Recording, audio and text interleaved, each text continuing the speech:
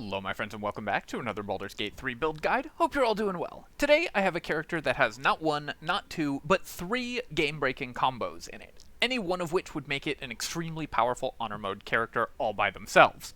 This character is also a powerful and flexible spellcaster, one of the tankiest characters in the game, and outputs, I would say, pretty respectable melee damage. You can tell I'm excited about this build because I'm kind of running out of superlatives to describe how good it is.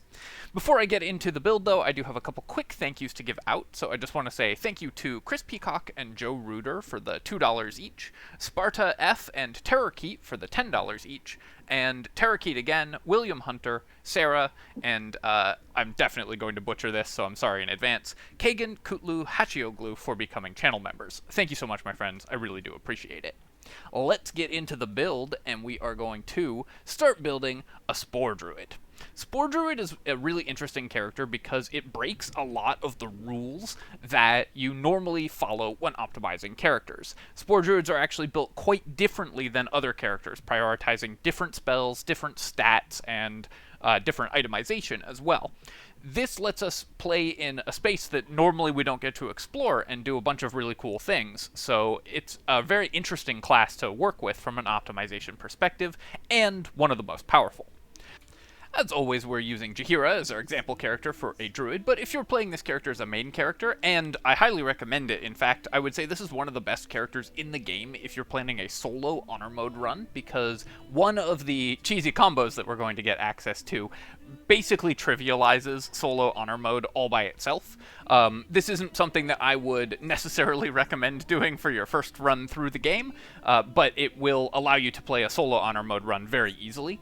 And if you are doing that, then of course you probably want to go with Dwereguard to really lean into the cheesy combos, because permanent invisibility is just so good, but any of the standard solid races apply, like Wood Elf for the bonus movement speed, Halfling for the rerolling ones, and this is a concentration character, so that's very valuable, or Deep Gnome for stealth proficiency and advantage on your mental saves, all of which are very strong. For our stat spread for this character, I guess actually first off, I should say this is a Spore Druid build, but we will be using some Cleric levels. So the first question we have to answer is, do we start Druid or do we start Cleric? And the answer is actually, we start Druid. It's pretty simple, and the reason for that is just that Druids get access to Perception and Clerics don't as a skill proficiency, so we want to start with Druid so that we have Perception proficiency, which is the most important skill that this character will have access to. That way we can guarantee getting that.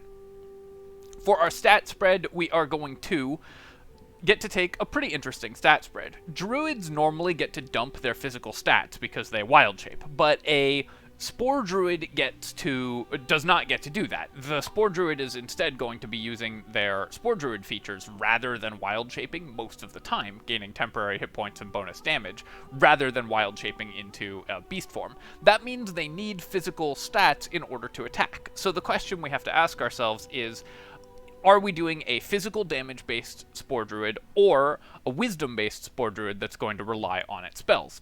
And the answer is actually both. We don't have to choose between the two things. We can arrange it so that we are using our wisdom for our attack rolls and still get to take very high wisdom.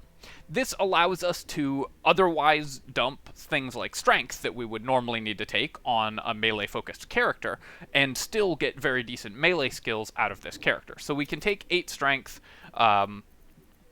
17 wisdom, 8 charisma, 8 intelligence, 16 constitution, and 15 dexterity. You could actually reverse these as well, especially if you are planning to take Ethel's Hair, then it's very worthwhile to reverse these. This will allow you to take resilient constitution and then use Ethel's Hair to boost wisdom to 18.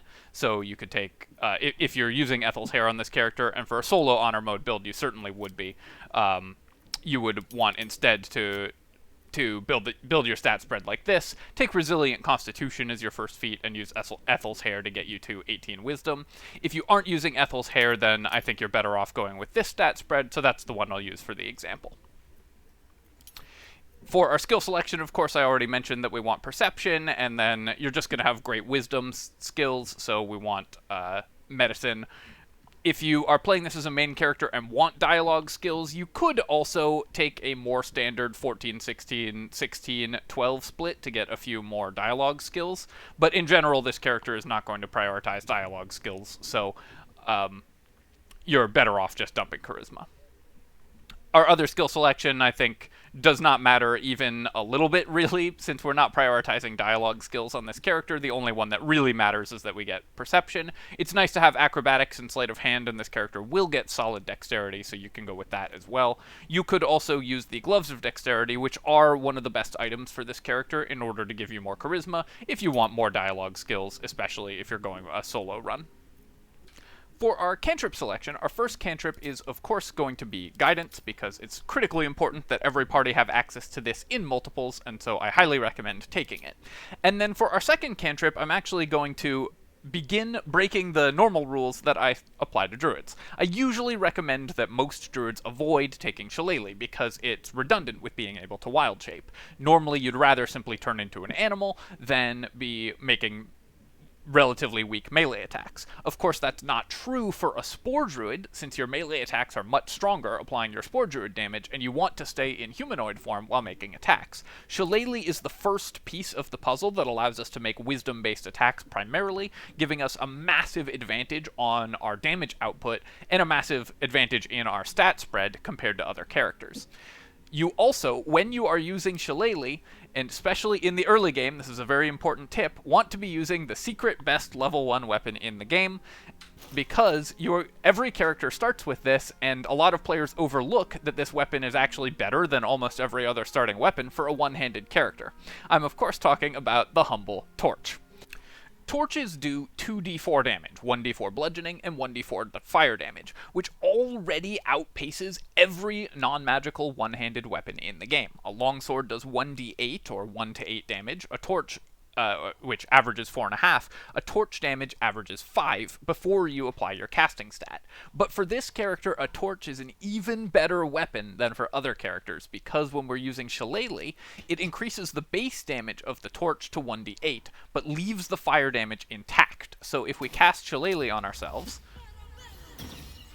this applies to our torch, and suddenly we are doing 1d8 plus our wisdom modifier in damage, plus a d4 of fire damage, wildly outpacing the damage of every other one-handed weapon in the game in the early game. You're going to be doing more damage even than your party's paladin or fighter at level 1, which will allow you to get through the Nautilus very easily, and also this damage will keep pace up until you get magical quarterstaves. You'll probably be using a torch plus Shillelagh for the first 3 or 4 hours of gameplay with this character, and it's going to outpace the damage of just about every other weapon.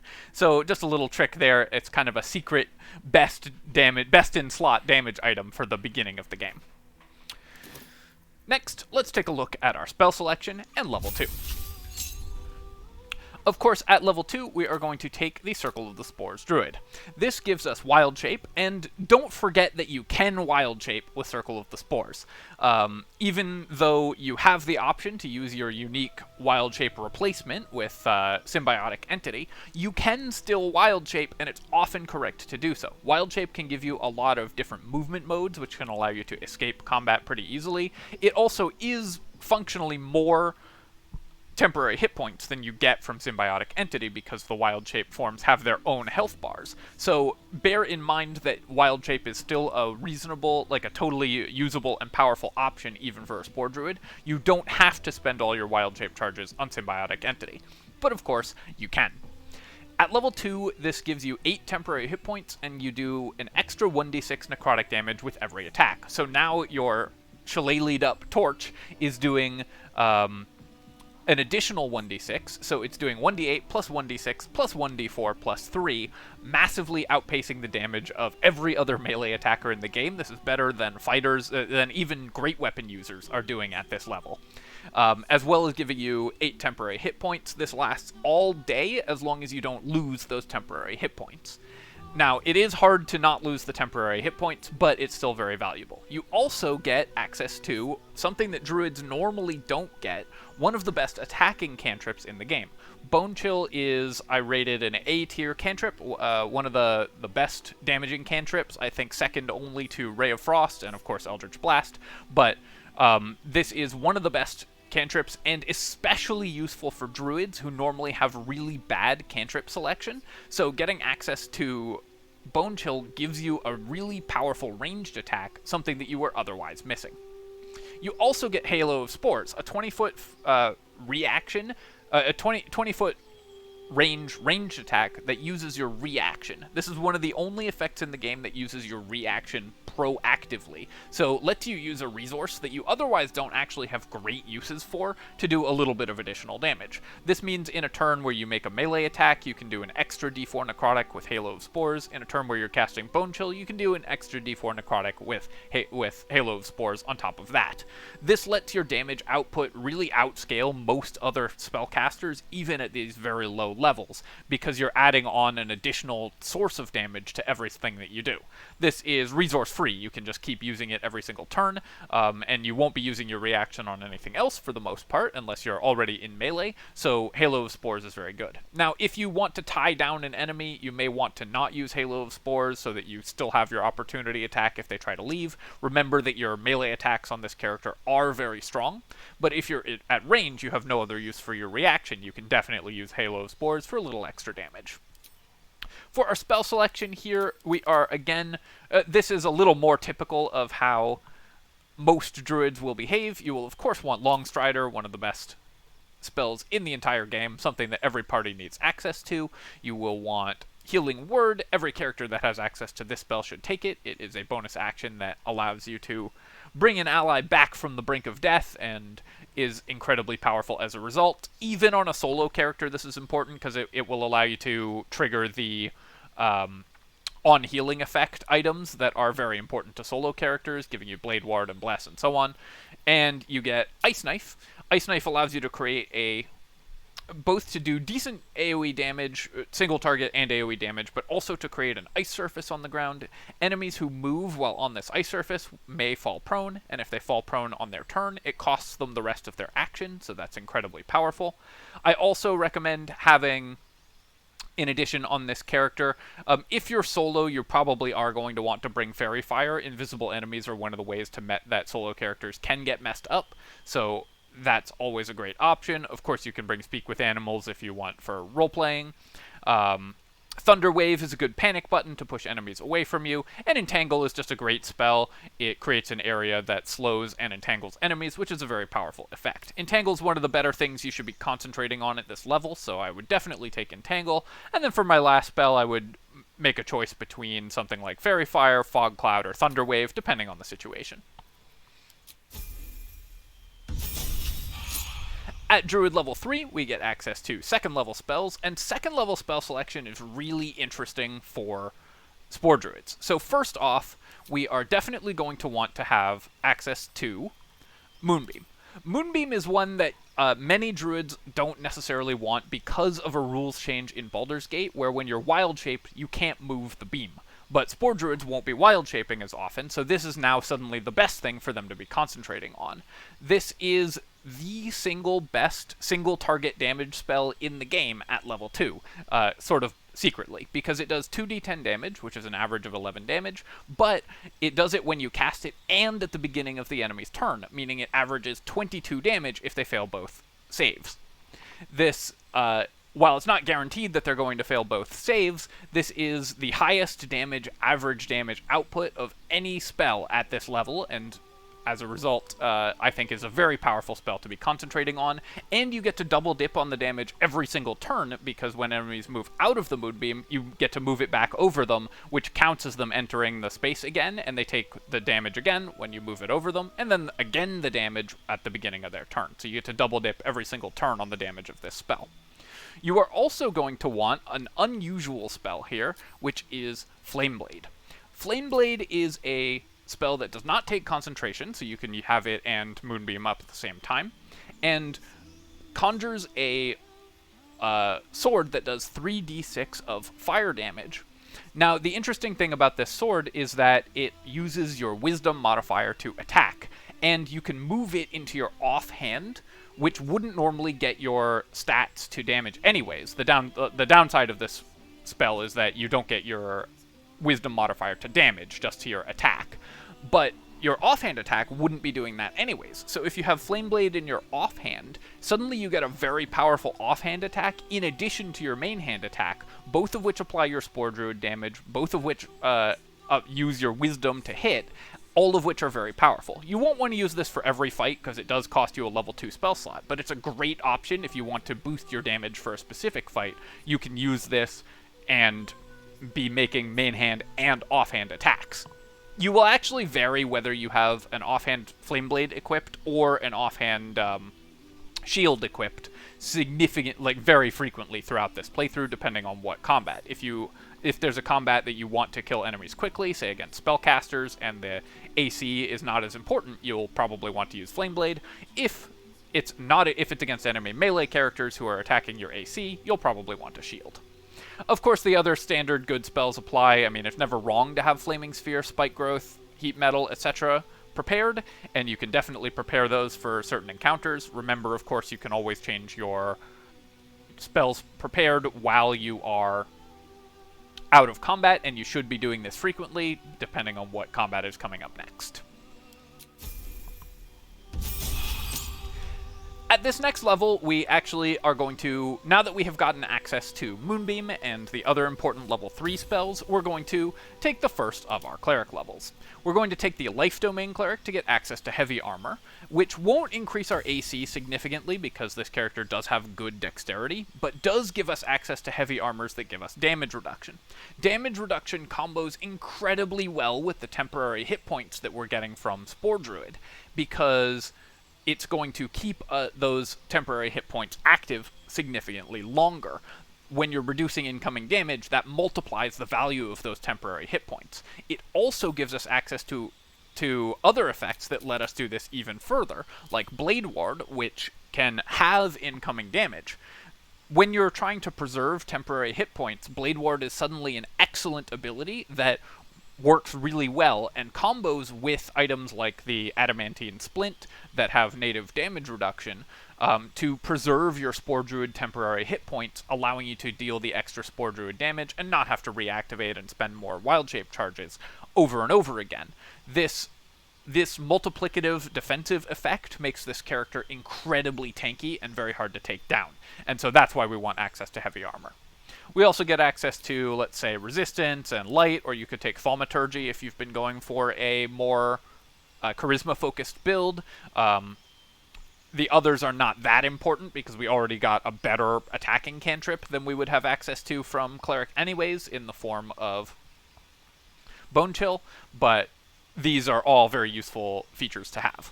Our prepared spells, of course, are going to be pretty standard ones for Cleric. We already have Healing Word from our Druid levels, but now we get Command, the best crowd control spell in the game. We get access to Sanctuary, which is the first of our game-breaking combos, which I'll talk about in a second. And then, of course, you can use some of the other usual suspects, like Guiding Bolt is always good to have access to. Create or Destroy Water doesn't come up as much for this character since we're not doing lightning damage, but it's still nice.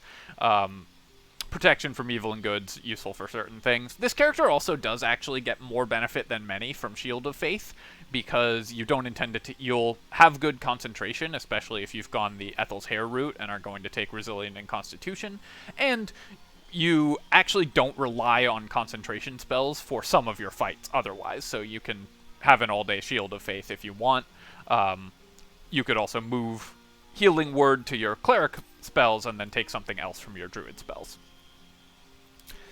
So, let's talk about the first game-breaking combo, because now we have Moonbeam plus Sanctuary. The interesting thing about Moonbeam is that it doesn't count as damage dealt by the character. So when you cast Moonbeam, it does not break Sanctuary on your own character. So if an enemy takes damage from the Moonbeam, you get to stay in Sanctuary. This means that enemies can never target you except with AoE effects, and you can just chase them all over the map with the Moonbeam. So enemies who rely on single target attacks are completely helpless against this combo. This is incredibly powerful and best for Spore Druids, of course, because you want to not be in Wild Shape anyways. Even the AoE effects won't necessarily hurt you that much, because you have a lot of temporary hit points, potentially damage reduction from your heavy armor, and so on.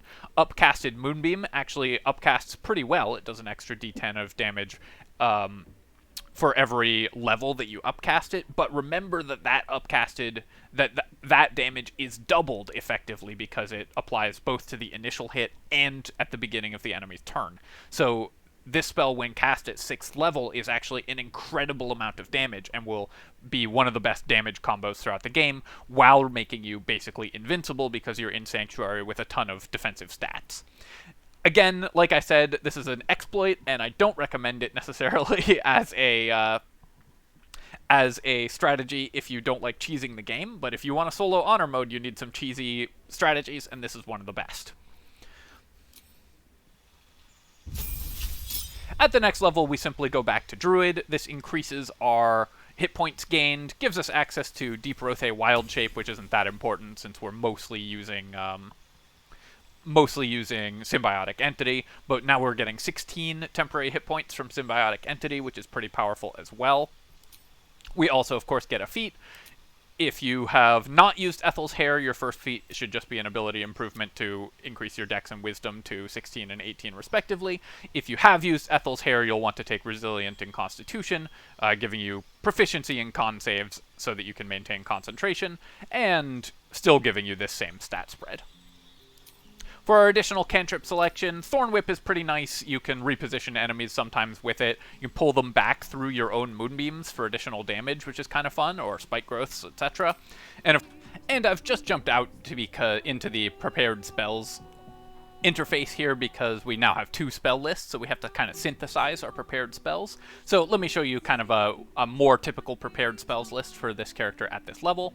We want to make sure that Cleric has Sanctuary, Command, and Healing Word for sure, and then the other spells matter less, but we can pick up, I don't know, Shield of Faith or whatever.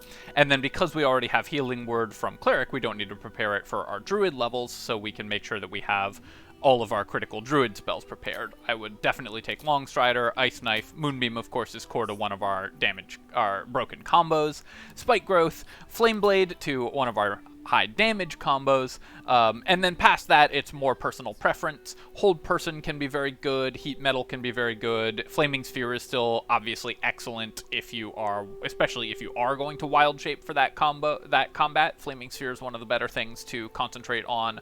Thunder Wave still a great emergency spell. Enhanced Leap, very powerful, especially, again, if you're wild shaping. All of these are great options. I like to have at least one level 1 and one level 2 thing to concentrate on, especially for the encounters that aren't solved by, or that you're not intending to cheese with the Moonbeam Sanctuary combo.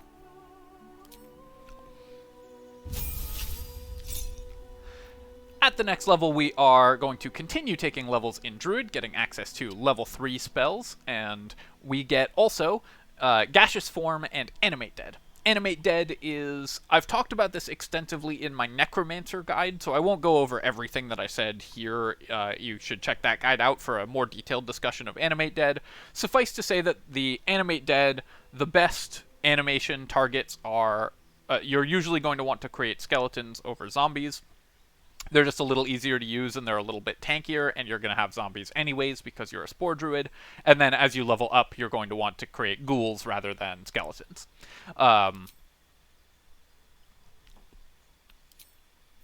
This will allow you to have an army of summons all day, in addition to the army of summons that Druids normally get already. Of course, you also get access to Druid level 3 spells, which gives you a whole bunch of additional options that you can take. Plant Growth is extremely important. It's a non-concentration way to lock down a whole bunch of enemies. Sleet Storm is a concentration way to create a gigantic ice surface, disrupting... it says it disrupts the concentration of spellcasters, which is true, but what it really does is knock spellcasters over so they lose concentration immediately. The ice surface is the really powerful part of this spell because it's so large. And then, of course, a bunch of other powerful options are available to you. Make sure that it doesn't unprepare Moonbeam for you. That's very important, so we'll make sure that we have our normal high-quality spell list prepared. Something like this, for example.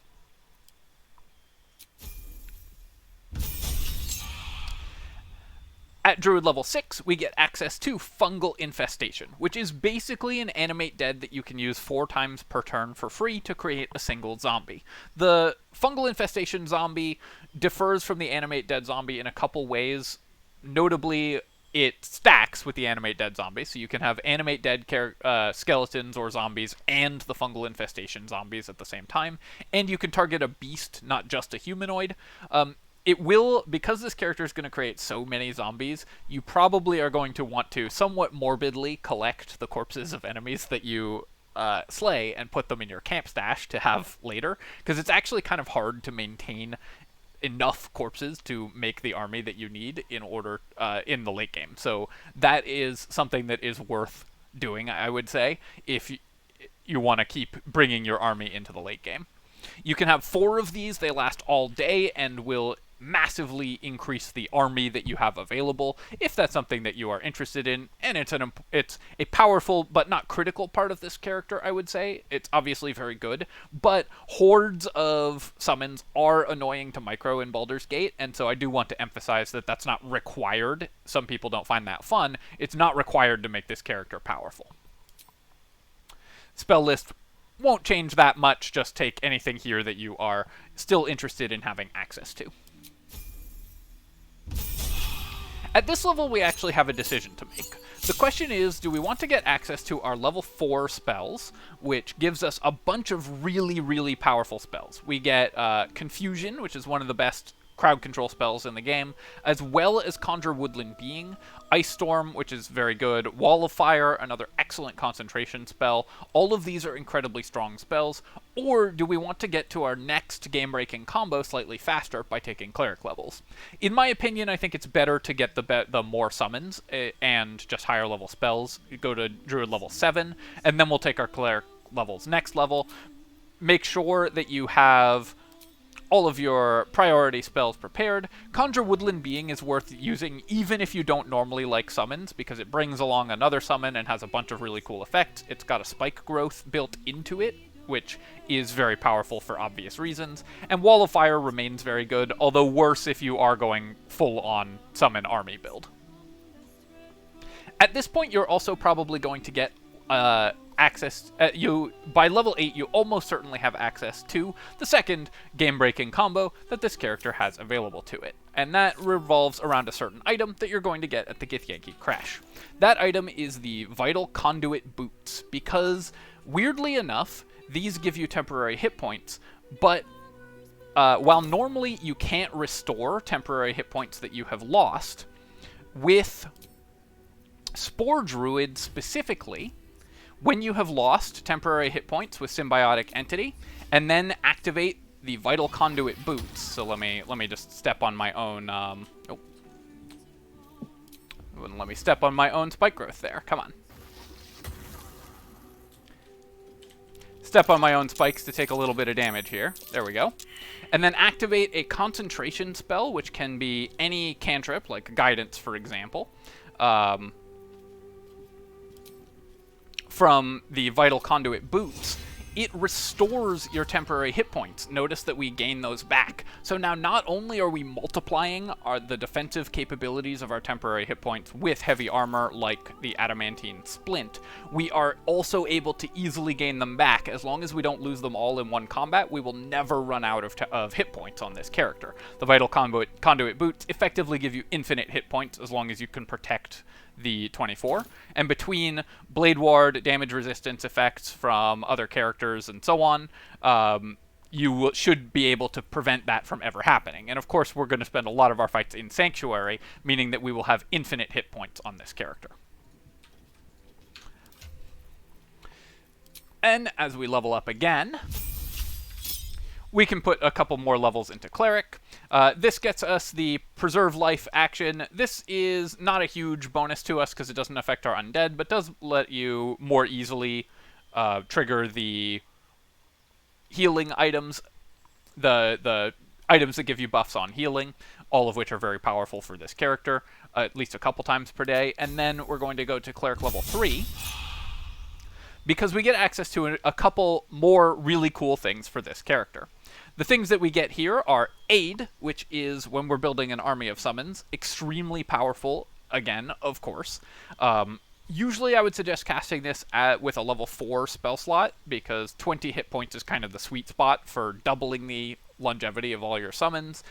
This stacks with other sources of temporary hit points, so you can have Aid running and have your Spore Druid temporary hit points running, and it also gives you the ability to suddenly become a really powerful support character as well, because you get Warding Bond. Now, our character is going to be generating free temporary hit points all game, and so when you're a temporary hit point battery like this, having access to Warding Bond allows you to halve the damage to other characters in your party. You take damage which is reduced because you're wearing adamantine splint or other heavy armor with damage reduction on it, and then you can freely refill that by using any concentration spell with the Vital Conduit boots, allowing you to effectively prevent half the damage that any other character would take for free. Obviously, you can get Warding Bond from a camp follower, but this is a way to do it with a character that's out in the world with you, and so that's an extremely powerful spell effect that this character gets access to as well, and the third of our game-breaking combos.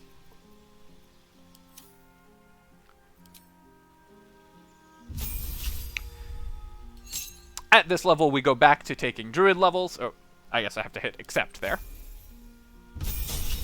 We go back to taking Druid levels, and we are going to increase our...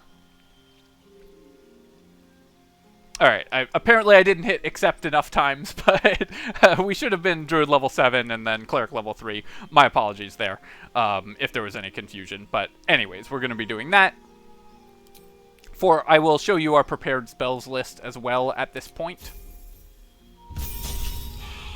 Now that we have 3 levels in Cleric and 7 levels in Druid, we have a little more flexibility with our spell slots. Of course, we're getting a ton of prepared spells. All of these scale off Wisdom, so we get extra prepared spells and great spell DC on everything. So let's make sure that we have access to all of our summons and our high-level control spells that we want as well. We already get Confusion for free. Conjure Minor Elemental, nice to add in. Plant Growth, Sleet Storm. Of course, we want to make sure we don't lose out on Moonbeam. We will still occasionally be using Flame Blade at this point, so that's all our core combos together. Obviously, there's a couple other things that we can use at this point, but this is kind of what I would go with for your Druid spells. Or, nope, we don't need Healing Word, because we'll take that as a Cleric spell. So we can pick up something else here, I don't know, Hold Person maybe. And then as our Cleric spells, we get access to a whole bunch of other very powerful spells, like Healing Word, like Sanctuary. These are the most important ones. And then, of course, Warding Bond and Aid are very powerful as well, which we get for free. And then you can also get access to Silence this way. Spiritual Weapon as another summon that stays pretty relevant throughout the game, and then the rest are kind of up to you for flavor after you take Warding Bond, if you're using that combo.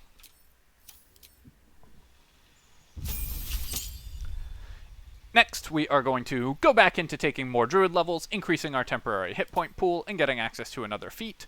We actually don't have to maximize our ability improvements here, especially if we are no longer making as many melee attacks, which you probably will find this character not doing as often at this point in the game. Spell DC gear can kind of replace this, and a lot of our most powerful effects don't really care that much about spell DC. I mean, if you're cheesing enemies out with Moonbeams, then you don't have to worry about that. But this is always a great option. If you aren't taking it, another option is to take Heavy Armor Master. While we don't use the Strength, this adds 3 more flat damage reduction, which will allow us to preserve our hit point pool even more. I'm going to assume that you're going to take the Wisdom because it's just the generically best choice. You could also go with Alert, of course, as well. Always very powerful. And then at Druid level 9, we get access to our 5th level spells, giving us access to a bunch of very powerful options, most notably Conjure Elemental, which gives us yet another powerful summon, all of which we can augment with Aid. I've already kind of gone over the most important items for this character, but just to quickly reiterate, in the early game you're going to use a torch with Shillelagh. When you get access to, when you find Jaheira, you get the Sylvan Scimitar, which basically allows you to attack with your Wisdom with the Scimitar. The Adamantine Splint is very nice, or any other heavy armor that gives you damage reduction. Gloves of Dexterity will allow you to functionally attack with any weapon, with your any finesse weapon, so you could use shillelaghable weapons if you find one that you like. Anything and any gear that increases your spell DC is very important for this character. You also benefit from items that increase your damage per attack, since you will probably be making frequent offhand attacks. Alright, my friends, altogether this character has like 8 different super powerful things that it's doing, 3 game-breaking combos, and I really hope that it serves you well and that you've enjoyed this video. As always, of course, if you have, you can feel free to leave a comment, like the video, and subscribe to my channel for more of this and more Baldur's Gate 3 and other strategy game content. All of those things are very helpful, and I really appreciate you doing them. Cheers, my friends. I'll catch you next time.